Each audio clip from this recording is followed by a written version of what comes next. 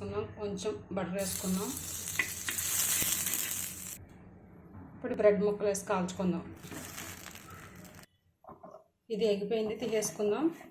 మనం ఇంకొకటి కూడా వేసుకుందాం. ఇది కూడా కాలిపోయింది, మనం తీసేసుకుందాం.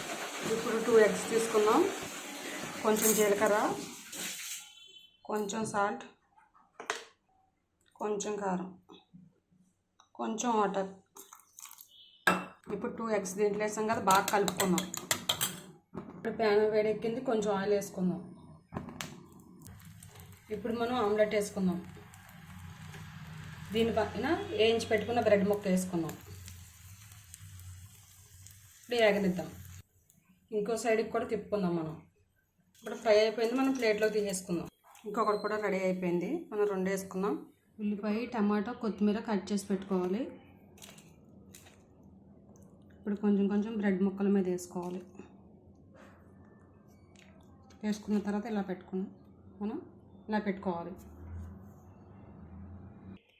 Easy and tasty bread omelette ready.